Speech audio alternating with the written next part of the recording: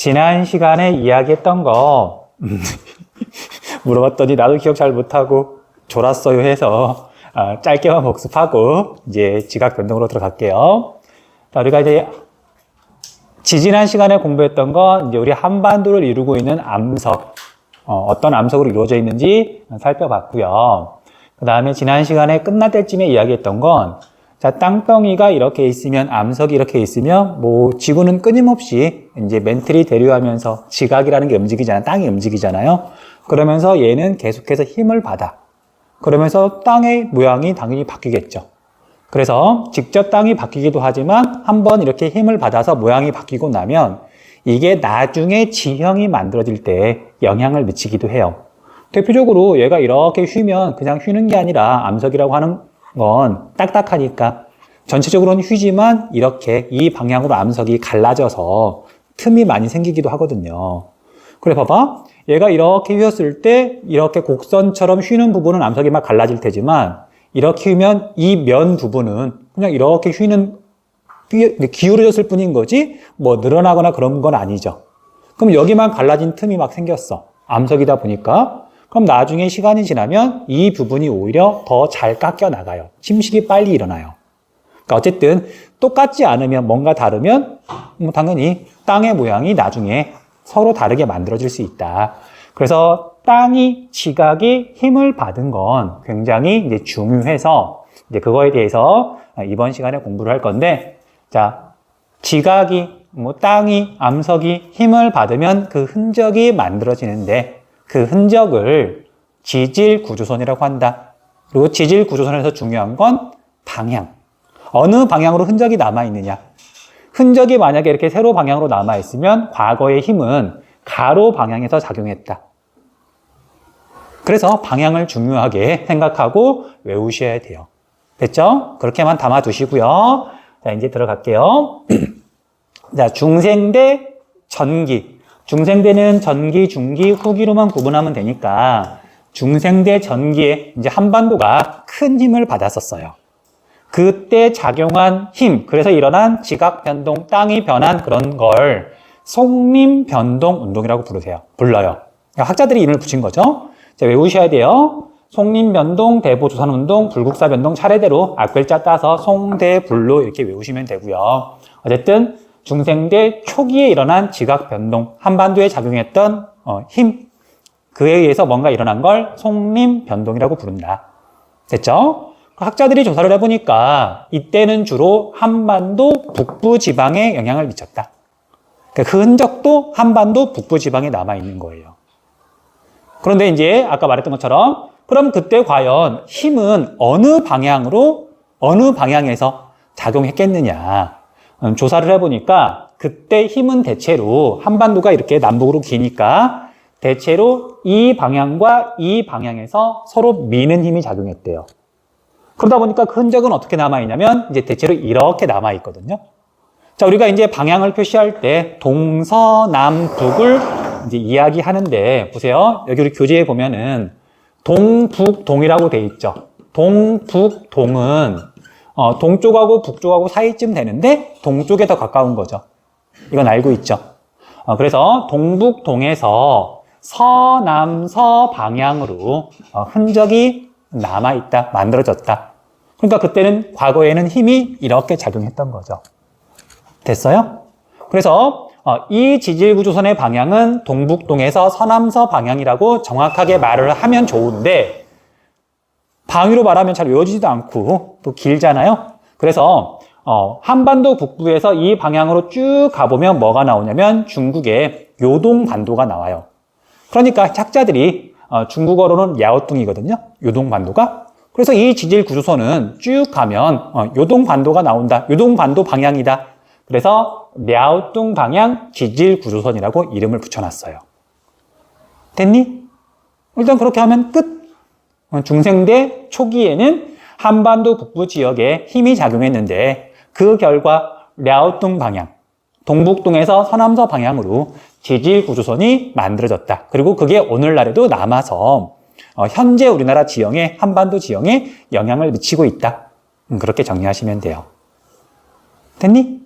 물론 이제 한 번에 와닿지는 않을 거예요. 계속해서 이제 추가 설명을 해줄게요.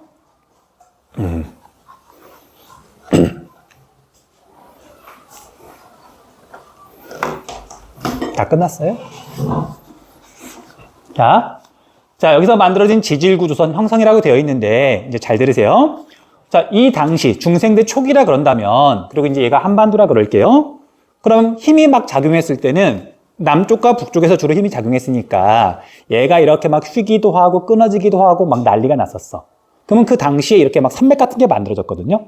그런데 여러분들, 지각 변동이 끝나면, 힘이 작용하는 게 끝나면 당연히 이제 비가 내리고 뭐 눈이 내리고 뭐 얼고 녹고 하면서 계속 침식이 일어나요. 자, 1년에 0.1mm씩, 1년에 0.1mm씩 1억 년이 지나면 무려 10km가 깎여 나가요. 자, 우리 지구의 나이는 몇 살? 대충. 몇 살쯤 먹었을까, 지구는? 약 46억 살. 그러니까 지구 나이에서 보면 1억 년은 별거 아닐 수도 있는 거잖아요. 실제로 공룡이 멸망한 게 6,500만 년 전이에요. 그리고 중생대 초는 그보다 훨씬 오래 전인 거지. 자, 그러면 이때 만들어진 산줄기는 현재 남아있을까, 안 남아있을까? 당연히 안 남아있어요. 그럼 뭐가 남아있는 거냐면, 이때 땅 위에 만들어졌던 건 다 없어지고요. 이런 식으로 막 구겨지면서 휘면서 땅 속에 있는 암석에 깨진 이런 선들 있죠. 단층선. 그런 것들은 지하에 있으니까 지금까지도 남아있는 거예요. 이해됐니? 자, 그래서, 태백산맥 같은 산줄기, 산맥이 중생대 때 만들어졌다. OX. X. 물론 그 당시에도 산줄기는 만들어졌겠지만 그건 다 없어지고 오늘날 이제 우리가 알고 있는 산줄기 있잖아. 뭐 태백산맥, 소백산맥 그런 것들은 신생대 때 만들어지는 거예요. 그러니까 착각하기 쉬운 거니까 일단 그렇게 정리를 좀 하고 넘어갈게요.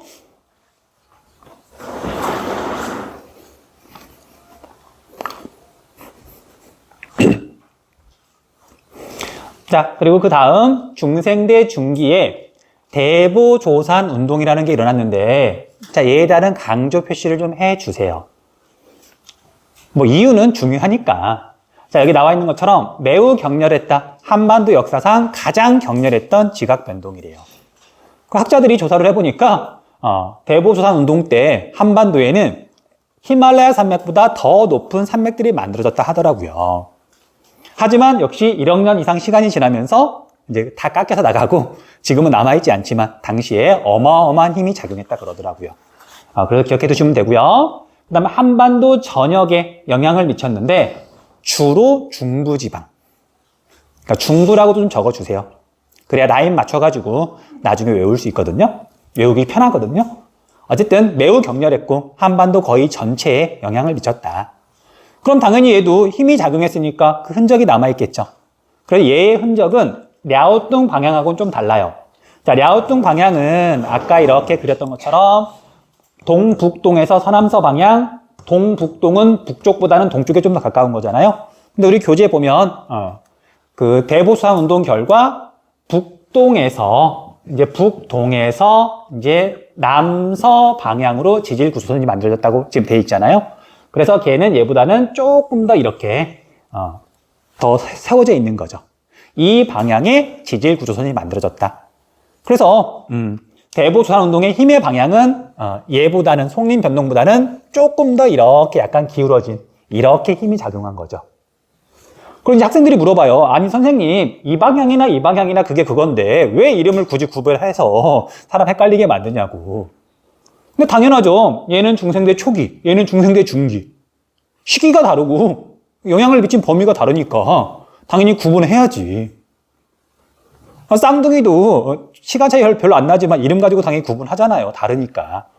그래서 송림 변동 때 만들어진 건 랴오퉁 방향 지질 구조선, 그 다음에 대보조산 운동 때 만들어진 건 중국 방향 지질 구조선인데 북동쪽에서 남서 방향으로 뻗어 있다. 그리고 중국이라고 이름을 붙인 건요, 우리나라 중부지방에서 이 방향으로 쭉 가면 중국 대륙 본토가 나온다 그래서 중국 방향이라고 이름을 붙여 놓은 거예요. 자, 그래서 우리가 뒤에 있는 뭐 자료나 문제를 보면은요, 뭐 북동남서 이런 말이 나오기도 하지만 그냥 랴오뚱 방향, 중국 방향 이렇게 보통 말을 해요. 자, 그리고 가장 격렬했어. 에너지가 되게 많았어. 지하에 에너지가 되게 많았으니까 마그마가 많이 녹았고요. 만들어졌고요.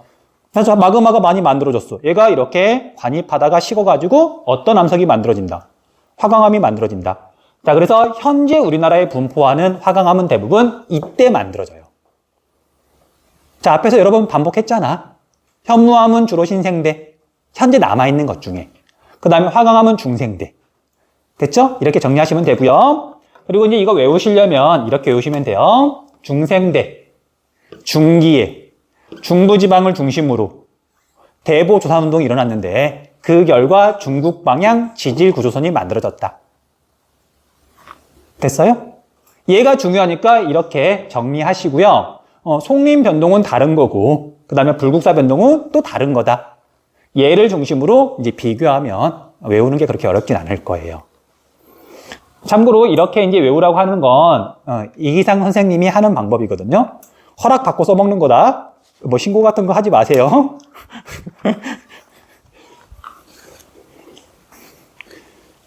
그러면 일단 이게 외워지는 거잖아. 됐죠? 자, 불국사 변동까지 설명하고 이제 정리할 시간 줄게요. 자, 불국사 변동은 이름처럼 불국사 어디에 있죠? 경주. 경주는 과거 신라의 수도, 경상도. 그래서 얘는 경상도 영남지방 정도만 영향을 미친 규모가 작은 지각 변동이에요. 한반도 뭐 전체가 아니고. 그리고 얘는 중생대 말기고요. 그리고 이제 이때는 뭐 지질 구조선 이런 건 뭐 거의 만들어지지 않았고요. 그냥 땅속에 에너지가 좀 있어서 화강암이 관입했는데 경상도 지방을 중심으로 그 화강암을 불국사 화강암이라고 불러요. 자, 이건 규모가 작아서 뭐 시험에서 정답으로 물어보는 일은 없거든요. 근데 우리가 상식에서 자, 우리가 경주에 가면 불국사가 있고 불국사에 갔더니 다보탑, 석가탑이 있고 다보탑, 석가탑은 어떤 암석으로 만들었다. 그게 밝은 색이니 어두운 색이니? 밝은 색, 화강암이죠. 당연히 경상도 일대에 화강암이 많으니까 그거 가지고 만든 거예요. 됐어요? 그 정도만 기억하면 돼. 어쨌든 중생대 때는 화강암. 끝. 됐어요? 자, 그러면 여러분들 복습을 얼마나 했는지 내가 테스트를 뭐 거의 하진 않지만 물어볼게요. 자, 우리 대보조산운동이 먼저 일어났을까? 아니면 우리가 지난 시간에 공부했던 경상노충군이 먼저 만들어졌을까?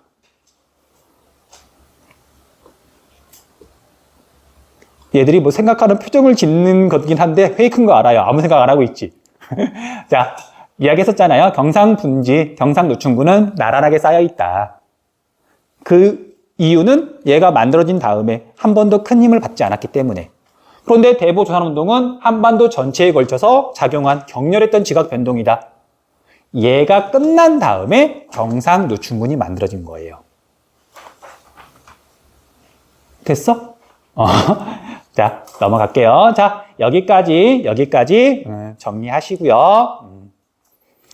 조금 있다가 이제 신생대 지각 변동으로 넘어갈게요.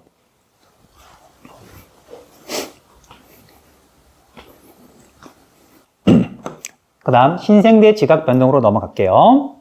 자, 먼저 여기 본격적으로 하기 전에 이제 추가 설명 하나만 더. 자, 이제 불국사 변동은 규모가 작았으니까 얘는 그냥 넘어가도 되고요. 무시라기보다는 넘어가시고요. 자, 대보조산운동이 끝난 다음에 자그마한 지각 변동 외에는 한반도가 꽤 오랫동안 큰 힘을 받지 않았어요. 그리고 아까 이야기했던 것처럼 지각 변동이 일어나면 힘을 받으면 뭐 커다란 뭐 산맥들도 만들어지고 그러는데 오랜 시간 동안 1억 년 이상 얘가 힘을 받지 않았다. 그럼 계속 침식이 일어나서 얘가 결국은 깎인단 말이에요. 그래서 신생대가 시작할 무렵이 되면 이게 한반도라 그런다면 대체로 평탄한, 그냥 평평해졌다고 생각하시면 돼요. 됐어요? 그런데 평평한데 이제 땅 위에는 이제 아무것도 없긴 하지만 땅 속에는 지질 구조선이 남아 있는데, 자, 그 지질 구조선 조금만 더 이야기할게요. 자, 우리가 한반도를 남북으로 길게 그린다면 이렇게 그릴 수 있겠죠? 한반도야? 상상력을 발휘하시면 돼요. 자, 그래서 한반도 북쪽에는 이 방향으로 지질 구조선이 만들어져 있는데 이 지질 구조선은 하나만 있는 게 아니라 여러 개가 있어요. 여러 개가 있는 이유는 자, 땅이라고 하는 게 규모가 크다 보니까 힘을 받으면 한 번만 휘는 게 아니라 이런 식으로 여러 번 휠 수도 있는 거잖아요. 실제로 여러 번 휘기도 하고 주름이 여러 개가 잡히는 거죠. 그러면 자, 이렇게 확대해가지고 한 번 이렇게 휘게 되면 여기가 갈라지는데 이 방향으로 갈라지는데 뭐 선이 하나만 만들어지는 게 아니라 여러 개가 이런 식으로 갈라져요. 우리가 두꺼운 뭔가 이렇게 고무차력 같은 거 좀 딱딱한 거 이렇게 휘다 보면 투두둑 투두둑 하면서 이렇게 갈라진단 말이야. 그래서 조금 이렇게 리얼하게 그리면은요, 지질 구조선 하나에는 여러 개의 암석이 갈라진 틈, 단층선들이 이렇게 이어져 있고요. 하나. 그 다음에 여기 단층선이 없는 곳 좀 떨어져 가지고 또 단층선들이 이렇게 있는 것 또 하나. 또 여기도 이렇게 단층선들이 모여 있는 곳 이런 식으로 지질 구조선이 만들어져 있어요. 이걸 다 묶어서 랴오뚱 방향 지질 구조선. 됐어요? 그러니까 땅 속에 지금 암석이 깨진 이런 선들, 흔적들이 이렇게 남아 있는 거지. 그리고 조금 남부지방을 중심으로, 중부지방을 중심으로는 중국 방향 지질 구조선이 지금 지하에 이렇게 남아 있는 거고요. 이 상태에서 신생대 때 이제 지각 변동이 다시 일어나요. 됐어요? 됐어? 자, 그럼 볼게요. 자, 신생대 때 일어난 지각 변동은 신생대 제3기부터 현재까지 진행 중이에요. 얘는 현재 진행형이다. 자, 이때 어떤 일이 있었냐면요. 자, 여러분들 재수없어 하지 마시고요. 한반도하고 일본하고는 원래 붙어 있었다고 하더라고요. 동해가 없었어. 그런데 동해가 생긴다는 얘기는 이제 동해가 넓어지면서 여기가 확장되면서 여기에서부터 양쪽으로 이제 미는 힘이 작용한 거예요. 자, 단면도를 보면 이제 동해가 생기면서 여기는 일본, 여기는 우리 한반도. 얘가 이렇게 갈라지면서 이쪽으로 미는 힘이 작용하니까 원래는 평평했던 이 한반도가 이쪽에서 밀어붙이니까 이쪽을 중심으로 얘가 이렇게 휘게 된 거죠. 됐어요? 그 결과 이제 우리가 맨날 이렇게 한반도 단면도 그리라 그러면 이렇게 그리잖아. 동쪽이 더 높게. 이게 신생대 때 만들어진 거예요. 됐어요? 중생대가 끝나고 신생대가 시작할 무렵에는 한반도는 대체로 이렇게 평탄했는데 동해가 넓어지면서 이쪽에서 큰 힘이 작용하니까 한반도가 이렇게 휜 거지. 됐어요? 자, 이걸 뭐라고 부르냐면요. 경동성 요곡 운동이라고 불러요. 경동성 요곡 운동, 신생대 제3기에 일어난. 자, 이제 용어 설명해 줄게요. 요곡은 지층이 휘었다는 뜻이에요. 물론 일상생활에서 쓰는 말은 아니죠. 경동성은 뭐 성격이니까 경동은 경향성, 치우쳤다. 좌우 대칭이 아니라 한쪽으로 치우쳤다. 동은 동쪽이 아니라 움직일 동자. 얘가 좌우 대칭으로 이렇게 휜 게 아니고 한쪽으로 치우쳐서 휘었다, 움직였다 그런 뜻이에요. 됐어요? 그래서 이걸 경동성 요곡 운동이라고 부르고요. 조금 쉬운 말로는 비대칭 융기 운동이라고 불러요. 평평했던 게 융기했어. 좌우 대칭이 아니라 비대칭으로. 같은 말인 거죠. 됐어요? 이제 정식 이름은 경동성 요곡 운동이니까 대보조산 운동 그런 것처럼 경동성 요곡 운동이 일어나면서 동쪽이 더 높은 그런 지형이 만들어졌다. 그리고 현재 진행형 계속해서 우리나라 동해안 쪽 있죠. 동해안 쪽. 거긴 지금도 높아지는 중이에요. 계속 진행되고 있는 거예요. 그렇게 생각하시면 돼요.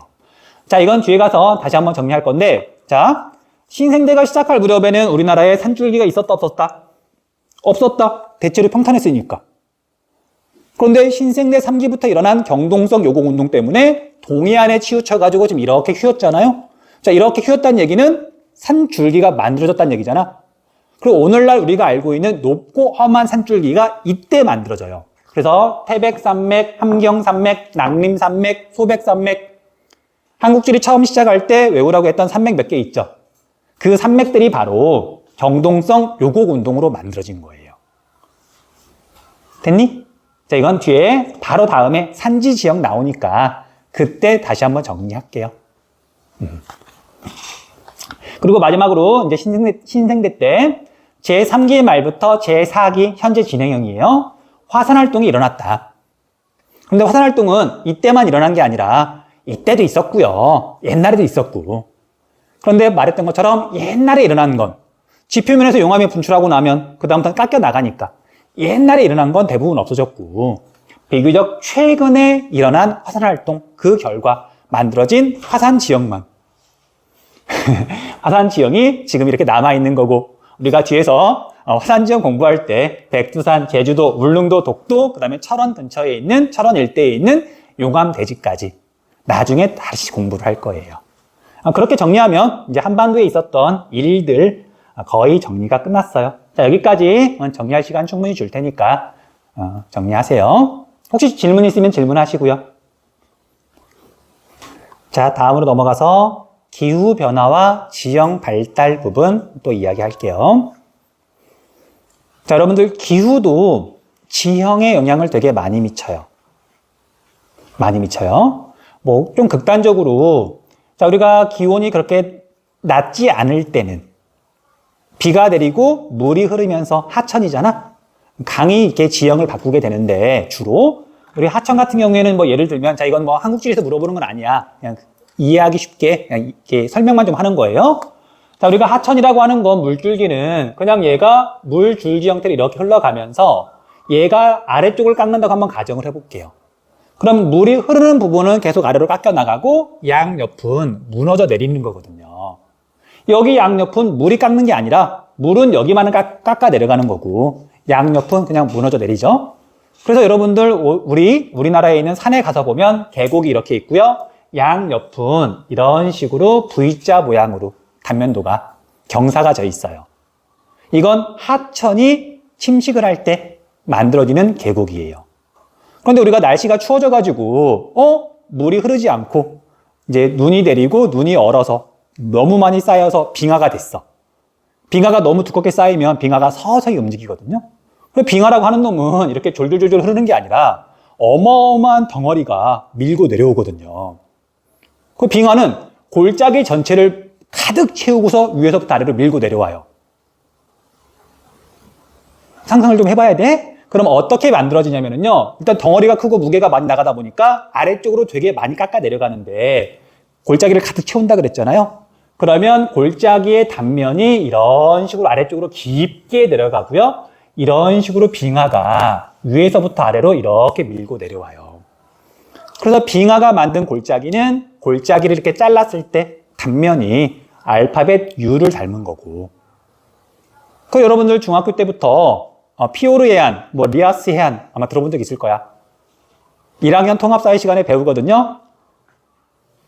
물론 선생님이 안 가르쳤을 수도 있고 여러분들이 뭐 잊어버렸을 수도 있지만 어쨌든 하천이 만든다. 날씨가 따뜻한 곳에서는 물이 흐르는 거고 추운 지역에서는 빙하가 만들어지는 거니까 서로 다른 지형이 만들어진단 말이에요. 그렇잖아. 자, 우리 나온 김에 자, 우리 한국지리 내용은 아니긴 한데 보여줄게요. 있으니까. 자, 여러분들 우리 한반도에는 과거에 빙하가 있었을까 없었을까? 우리 한반도에는 과거 우리 빙하 시대가 있었던 건 알고 있죠. 근데 우리 한반도 뭐 서울 근처는 빙하로 덮인 적은 없어요. 그런데 우리 한반도에서도 해발고도가 되게 높은 곳은 높으니까 춥잖아. 과거에 빙하가 덮었던 적이 있어. 그 흔적이 지금 남아 있거든요. 한 번만 보여줄게요. 시간상 다음 단원까지 하긴 좀 무리인 것 같고 우리 기후변화까지만 하려고 자, 우리 한반도에서 해발고도가 제일 높은 곳은 백두산이죠. 여기가 백두산이에요. 그 백두산은 이렇게 보면은요. 자, 다른 산하고는 조금 다른 모습이 눈에 들어와요. 봅시다. 이렇게 봤더니 자, 여기 같은 경우에는 뭔가 쭉 이렇게 이어져 있어요. 여기도 이렇게 쭉 이어져 있고 여기도 지금 이렇게 쭉 이어져 있거든요. 이거 뭘까? 과거에 여기가 빙하로 덮여 있었고요. 그 빙하가 골짜기를 따라서 쭉 내려간 거야. 다른 산하고 달라요. 여러분들 이성 사진 보면 알겠지만. 그래서 지금 이게 마우스가 없어서 될지 안 될지 모르겠는데 이거 어떻게 해야 되지? 이거 이거 어떻게 되니? 이거 말고 키보드를 이렇게 기울이는 방법이 있을 텐데 쉬프트를 누르나? 됐다. 아, 훌륭해, 훌륭해, 훌륭해.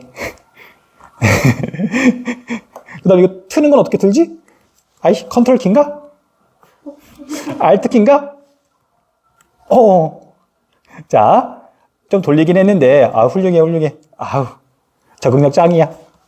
확대하려면? 아, 너무 가지 말고. 확대. 아, 진짜 어렵다. 아, 그냥 이렇게만 볼게요. 더 이상 못하겠다, 야. 내 능력 바뀌다. 플러스. 아, 마우스를 들고 던져야지. 자, 우리가 중국을 거쳐서 이제 천지를 올라가는데요. 그 코스가 이렇게 올라가요. 그럼 나중에 여러분들 백두산 갈 때 한번 봐보세요. 이렇게 갔더니 양옆이 정말 급경사고요. 계곡 바닥은 이렇게 비교적 평탄한 그 U자형 계곡을 따라서 올라가거든요. 그게 바로 과거에 빙하가 만들었던 거예요. 어쨌든 기후가 지형에도 영향을 크게 미친다. 아니, 그거 설명하려고 이제 이것도 좀 보여준 거예요. 어차피 한국지리 우리나라에 있는 지형이니까. 자, 어쨌든 이제 이 부분 설명할 테니까. 지우개가 어디 갔지? 설명할 거니까.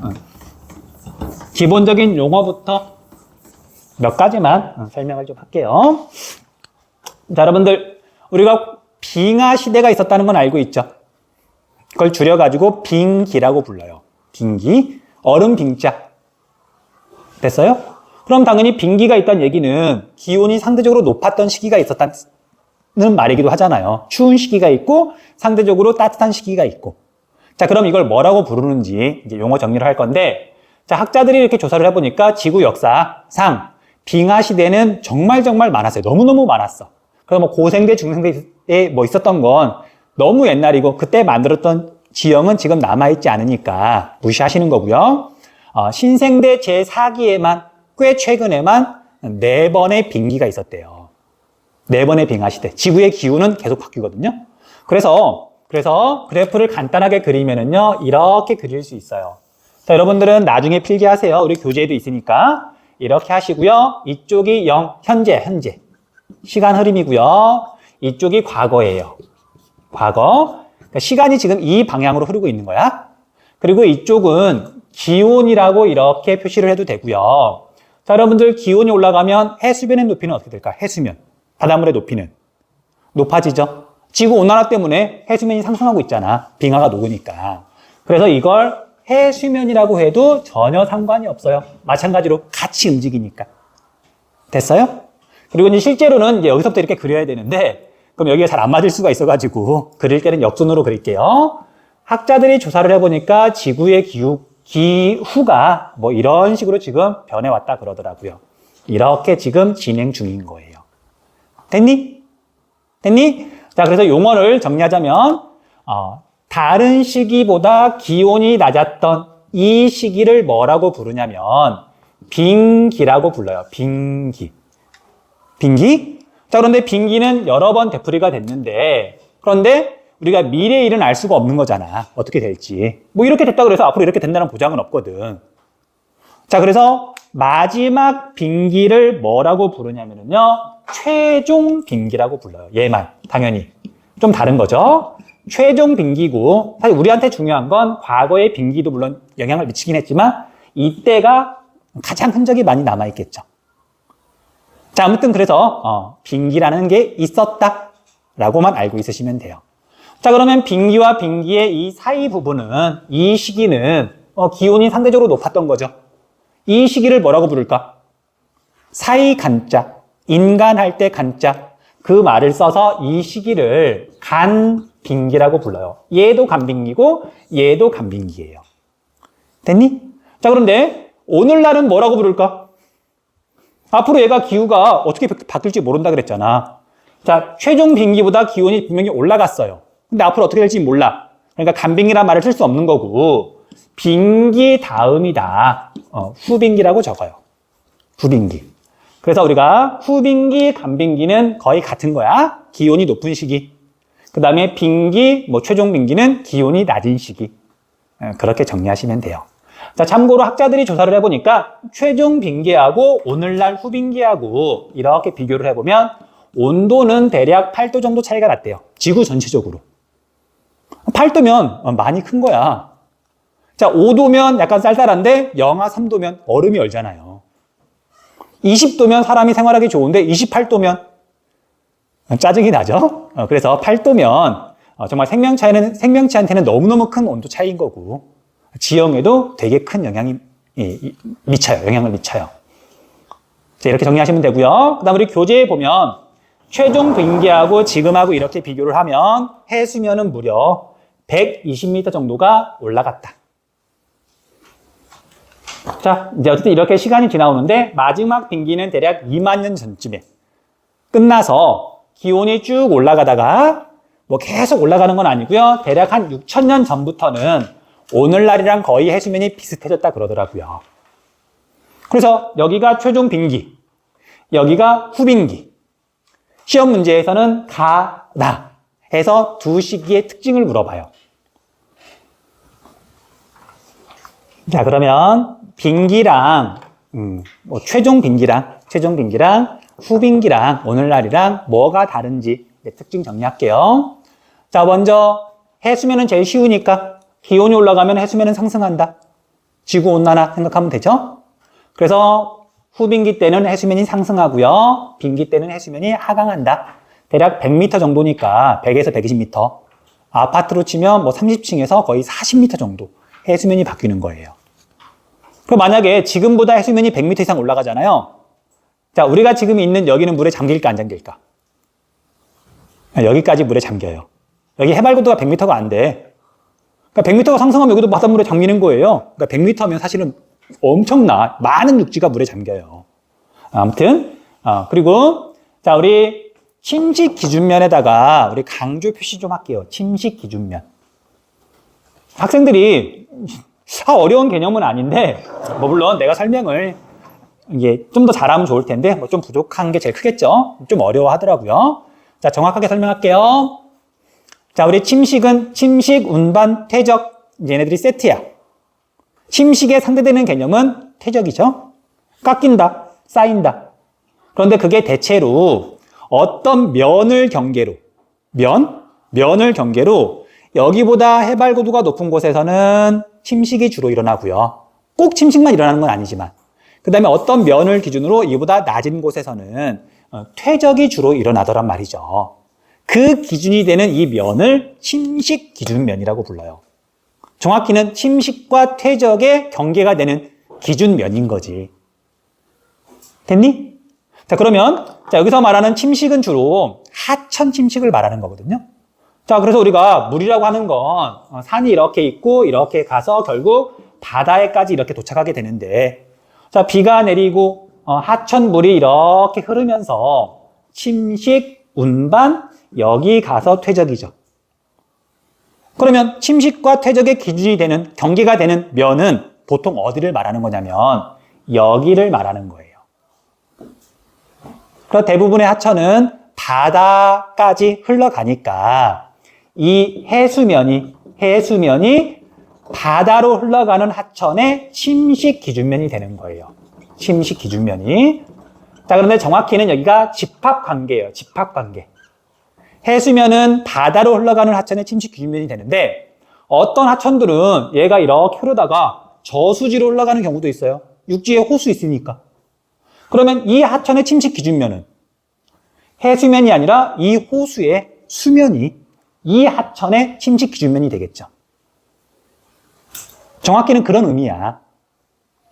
됐어요? 그런데 이제 우리가 일반적인 이야기를 하는 거니까 보통 하천은 바다까지 흘러가니까 해수면이 상승한다. 일반적인 하천의 침식 기준면이 상승한다. 그렇게 이야기를 하는 거예요. 그리고 교재에 보면 침식 기준면하고 해수면은 똑같이 움직이죠. 그렇게 정리하시면 돼요. 넘어갈게요. 그 다음 기후 볼게요. 기후. 자, 이때는 기온이 낮으니까 한랭하다. 이때는 기온이 높으니까 온난하다. 이거 뭐 당연한 거고요. 자, 온난하고 한랭한 것 때문에 어떤 차이가 벌어지냐면요. 온난하면 지구의 기온이 높으면 바닷물이 많이 증발해요. 많이 증발한다는 얘기는 비나 눈이 많이 내린다는 얘기죠. 상대적으로 수뷰네요. 비가 많이 내리니까. 자, 한랭해요. 바닷물이 차가워요. 물이 별로 증발하지 않아. 내리는 것도 적어요. 건조해요. 됐죠? 자, 그러면 식생은 식물이 생장하는 거. 식물이 자라는 걸 식생이라 그러는데 기온이 높고 비가 많이 내려. 식생이 발달한다. 나무나 풀이 잘 자란다. 그 다음에 한랭 건조하면 식생이 빈약하다. 뭐 못 자라는 건 아닌데 당연히 이거랑 비교하면 상대적으로 식생이 적을 수밖에 없는 거죠. 풀이나 나무가 적을 수밖에 없는 거죠. 아시 애들 눈을 못 보겠어. 애들 지금 너무 지금 졸음을 참아가면서 버티고 있는데 아니 얘가 미안해하면 안 돼. 난 내 갈 길 갈 거야. 자, 아무튼 여기까지 어렵지 않죠? 자, 이때 풍화작용 하기 전에 이거 정리하고 넘어갈게요. 이것도 물어보는 거긴 한데 어려운 건 아니니까. 자, 여러분들 해발고도 봐보세요. 바다에 섬이 있어. 섬이 있고요. 오늘날 해수면, 그 다음에 여기는 최종 빙기 때 해수면. 해발고도는 바다에서부터 잰 높이잖아요. 그러면 오늘날의 해발고도는 요만큼이 해발고도야. 100m라 그럴게요. 자, 그러면 최종 빙기 때 해발고도는 요만큼이 해발고도예요. 이해되니? 그 후빙기가 되면 해수면이 상승하면 당연히 해발고도는 낮아진다. 그렇게 정리하시면 되고요. 그 다음 하천유로는 흐를 유자, 길 노자. 하천이 실제로 흐르는 길, 물이 있는 그 하천길, 한강, 그걸 유로라고 불러요. 자, 우리 다음 페이지에 보면 이제 다음 시간에 설명하겠지만 이런 식이야. 자, 여기서 현재 육지. 여기 보면은 이게 오늘날 해안선이에요. 그리고 여기 부분은 서해바다, 동해바다. 근데 최종 빙기가 되면 해수면이 100m 정도 이렇게 낮았었잖아. 자, 우리 서해바다, 황해바다의 평균 수심은 44m예요. 최종 빙기 때는 여기 육지였었어. 그러면 오늘날 한강은 여기서 끝나죠. 한강의 길이는 요만큼, 지금. 근데 최종 빙기 때는 한강이 어디서 끝나냐면 이렇게 가서 여기서 끝나죠. 하천의 유로는 최종 빙기 때는 길었고요. 육지가 더 넓었으니까, 바다는 좁았으니까. 후빙기가 되면 하천의 유로는 짧아진다. 이것도 당연한 말이죠. 넘어갈게요. 자, 섬의 기수 해안선 길이는 그냥 넘어갈게요. 굳이 설명 안 할게요. 시간이 되면 설명할 텐데 설명하면 애들 기절할 것 같아요. 자, 마지막으로 물리적 풍화와 화학적 풍화만 이야기할게. 보자. 자, 물리와 화학 어떻게 달라요? 공통점은 둘 다 과학이라서 내가 싫어한다. 반대로 걔네들도 나를 좋아하지 않을 것이다. 자, 그럼 차이점은 화학은 A하고 B하고 만났더니 C가 돼요. 또는 C가 A하고 B로 쪼개져요. 성질이 바뀌어요. 성질이 바뀌는 게 화학. 물리는 공이 이렇게 멀쩡하게 가고 있었고 다른 공이 와가지고 부딪혔어. 뭐 둘이 섞이거나 그런 게 아니라 갈 길만 달라지는 거죠. 이건 물리. 성질 변화는 이야기하지 않죠. 됐어요? 화학은 성질 변화, 물리는 그런 게 없는 거. 우리는 그렇게만 생각하시면 돼요. 자, 여러분들 음식이 있는데 음식이 오늘 같은 날이 계속되면 썩죠. 이건 화학. 그런데 여러분들 되게 건조한 건조기에 넣거나 아니면 우리가 사막에 갔어. 음식이 썩는 게 아니라 물이 다 증발하고 그냥 말라 비틀어지는 거죠. 라면 스프 같은 거. 이건 썩은 게 아니잖아. 물 부으면 그대로 돌아오잖아. 이건 화학은 아닌 거죠. 그러니까 화학은 성질이 바뀌어버리는 거. 한번 썩은 음식을 다시 원래대로 돌릴 수는 없는 거잖아. 됐죠? 그래서 보자. 자, 여러분들 화학 반응은 뭐 생각하면 되냐면요. 설탕이 물에 녹는 거 생각하시면 돼요. 화학 반응은. 그래서 화학적 풍화하고 물리적 풍화를 정리하시면 되는데 자, 우리 풍화 이야기 안 했구나. 자, 풍화 이야기 하고 넘어갈게요. 자, 여러분들 침식하고 풍화하고는 비슷한 듯하면서 달라요. 자, 어떻게 다르냐면 침식, 운반, 퇴적. 커다란 바위라 그런다면 얘가 부서져. 어떤 이유에서든. 부서진 물질이 침식, 운반, 퇴적, 다른 데 가서 쌓이는 게 침식이에요. 근데 풍화는 얘가 부서졌는데 그 물질이 대부분 그 자리에 이렇게 쌓이는 거. 이걸 풍화라고 불러요. 거의 같은 거야. 그런데 우리가 바위가 부서지면 결국 흙이 만들어지잖아. 그럴 때는 현무암 풍화토, 석회암 풍화토라고 불러요. 침식토가 아니라. 어쨌든 그래서 풍화 침식은 지형에서 자주 쓰는 말인데 비슷한 듯 하면서도 조금 다르긴 하다. 뭐 그 정도만 생각하시면 돼요. 자, 아무튼 그래서 암석, 바위가 부서지는 걸 풍화라고 부르는데 부서질 때 성질이 바뀌는 게 있고 그냥 크기만 작아지는 게 있어요. 그렇게 구분하는 거야. 자, 그럼 여러분들 지우개가 있어. 이걸 두 개로 쪼갰어. 크기만 작아졌지 지우개라고 하는 건 똑같잖아. 이런 건 물리적 풍화. 화학적 풍화는 설탕이 물에 녹으면 분자 단위로 쪼개지는데 작아지는데 설탕은 고체고 녹으면 이온 상태가 되는 거잖아. 그래서 이건 화학적 풍화. 그렇게 구분하시면 돼요. 자, 그러면 우리가 설탕은 어떤 상태에서 물에 잘 녹을까? 물이 많을수록, 그 다음에 물의 온도가 높을수록 낮을수록. 따뜻한 물에 잘 녹아, 차가운 물에 잘 녹아, 설탕이. 따뜻한 물에.